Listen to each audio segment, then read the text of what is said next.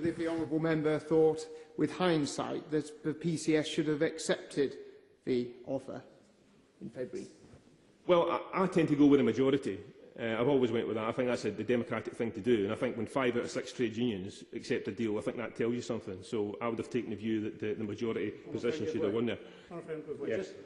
Just for accuracy's point for the record, the vast bulk, the vast majority of members affected are PCS members. The other unions had relatively smaller numbers. And actually, 63% of PCS members affected when balloted voted against the recommendations, voted against the proposal of the scheme in favour of industrial action. Yeah. The honourable member was actually correct that the members covered by the PCS are 70% those covered by the negotiations. Bear in mind that 150,000 of them, 50% of them, would have been protected by the Labour government's proposals. I think it's also dangerous to move down the line of quoting figures in terms of ballots, etc., because then what you then tend to do is look at how many people actually voted on them. Anyway, in terms of yes, just to put it accurate for the record, this was one of the highest ballots that any union has had, so the turnout was excellent. Okay. With a great respect, I think people should worry about numbers. I think we need to go into the meat of the debate here, which is protecting low-paid civil servants, who would be disproportionately affected by this proposal.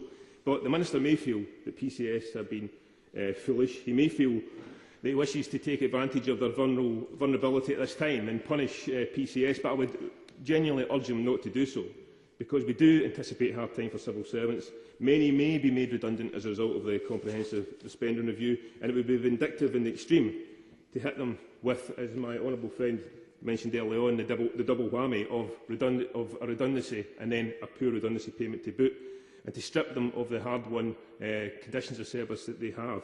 In terms of the February 2010 deal, and I'm going to sum up, Mr Deputy Speaker, which you'll be delighted to hear, it was a fair deal in my view. It did save money.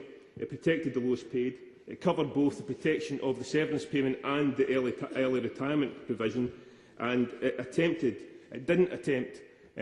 we shouldn't be attempting to punish the 5 trade unions and their members who backed the February 2010 deal, nor should we punish the PCS members, even if the ministers opposite believe that the PCS strategy was in somehow misplaced. In terms of the motto of the members on the benches opposite, if we are all in this together, we should be fair to civil servants. We should put the February 2010 deal back on the table, legislate for those changes, get the deal done, and then we can ensure that all public servants who work in the civil service are protected properly. Thank you. Order. Could people resume their seats?